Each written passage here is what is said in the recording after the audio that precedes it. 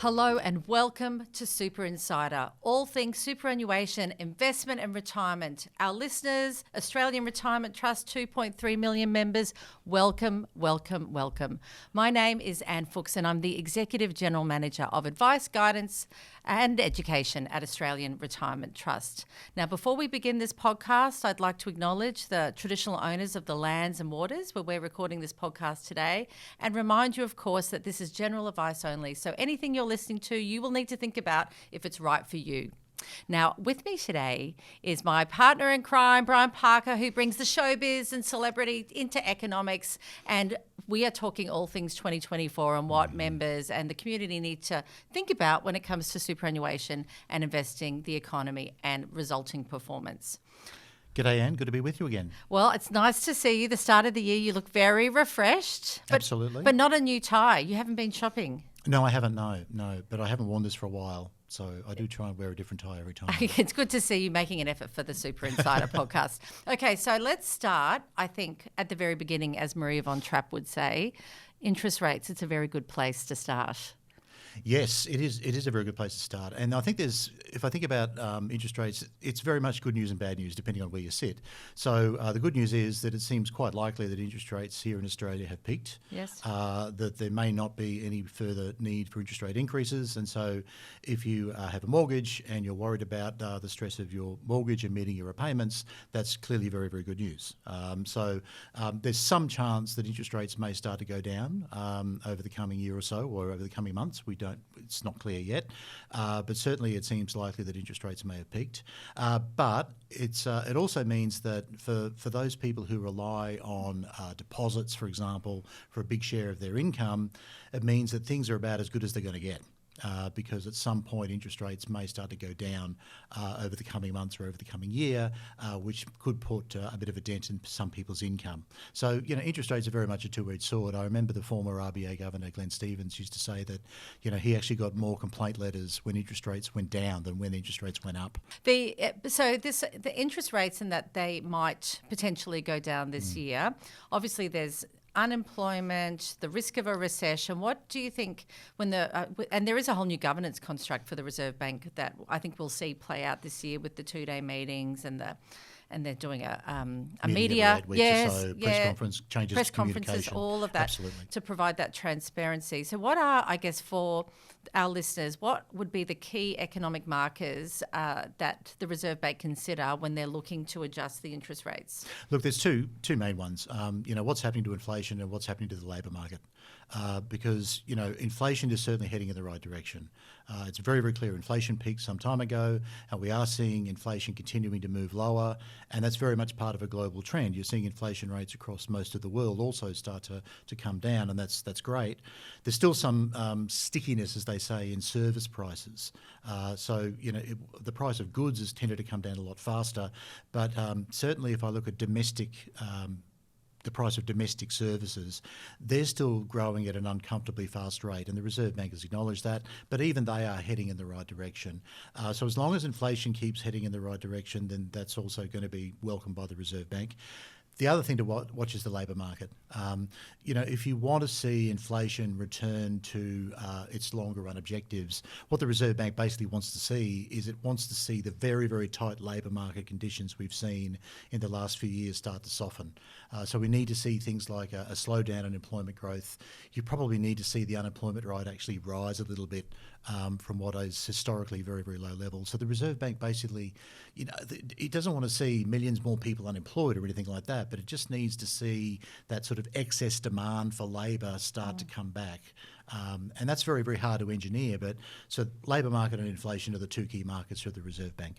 I think, is it right to say then the fallout from the COVID supply chain disruption and the impact that had on inflation, concerns of the war in Ukraine and all of the inflation that then created, are we out of the woods with all of these things that were feeding into everyone being terrified of a recession? I know that's a very big sort of statement and question I'm putting to you. But what's your reaction to that?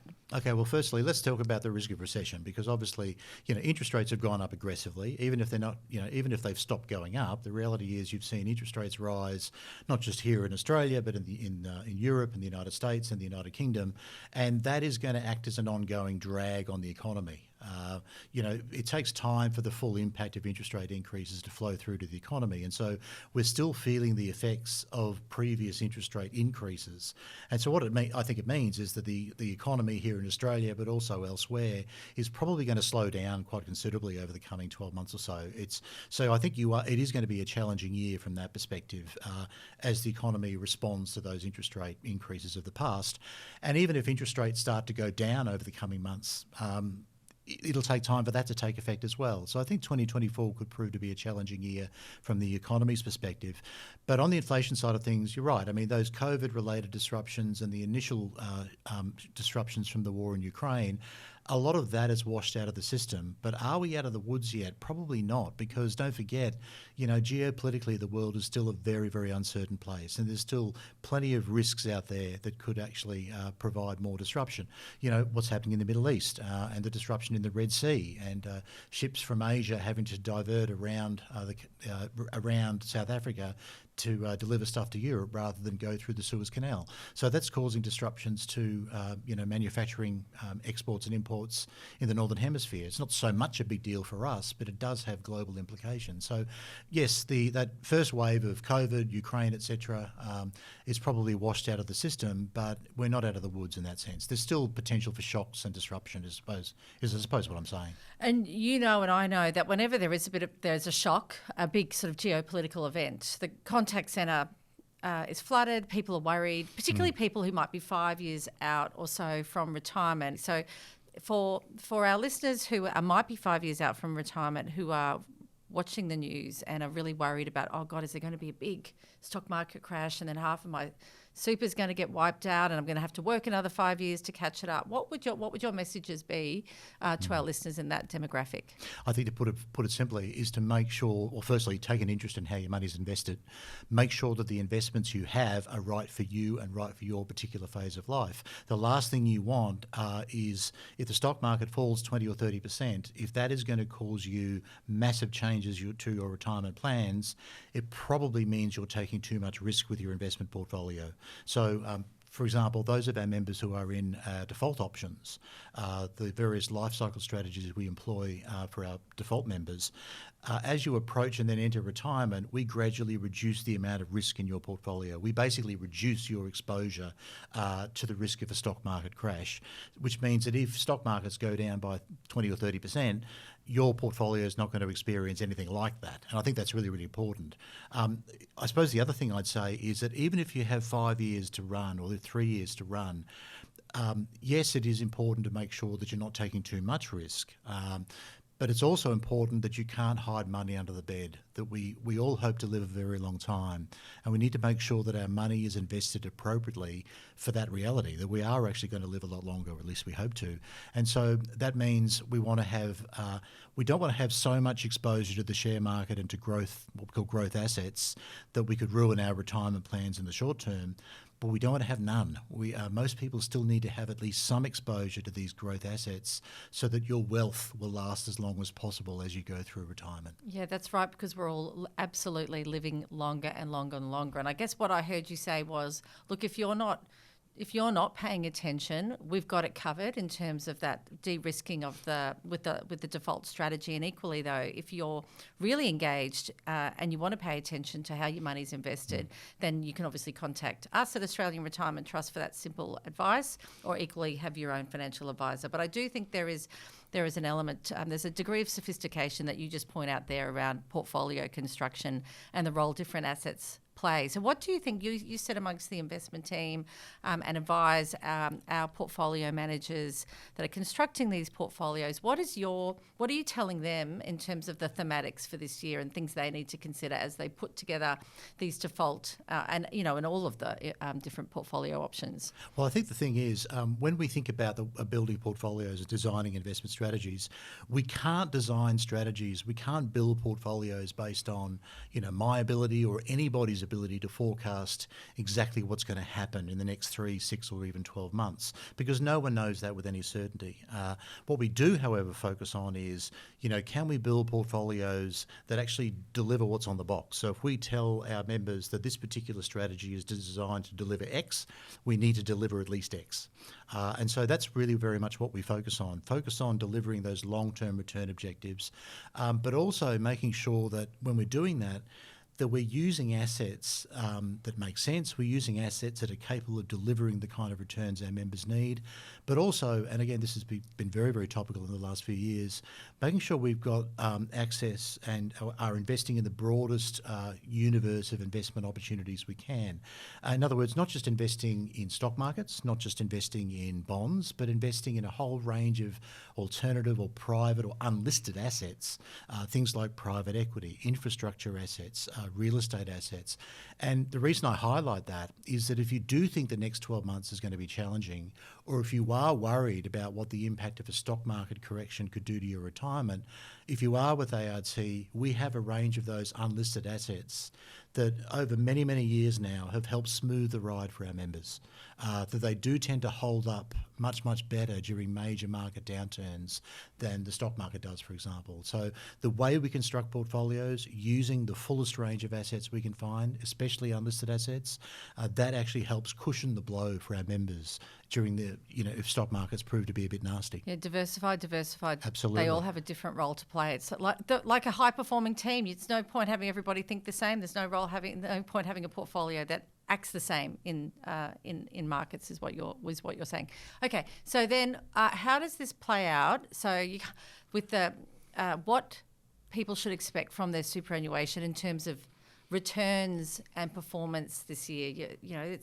I can't believe we're talking about Easter holidays soon, and where does the year go? So what can people expect? Look, at the end of the day, making these sort of forecasts for the short term is pretty much impossible. All we can say is that financial year to date returns have been pretty solid. Calendar year to date, we've started reasonably well, although market conditions remain very volatile.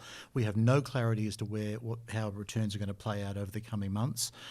Even though economic conditions could prove to be a bit challenging, when we look at the universe of assets we could conceivably invest in, are we still finding opportunities? Are we still finding assets that are capable of delivering those medium to long-term returns that our members actually need?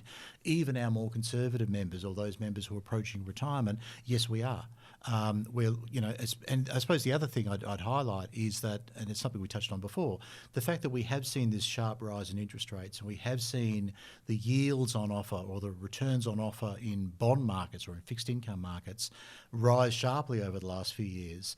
While that has meant that returns from, say, fixed income investments have been negative for the last few years, future returns now look a lot better. So for those members who are in more conservative investment options, especially those options that have a reasonable allocation to cash and to bonds, the future return prospects actually now look considerably brighter than they did, say, 2 years ago.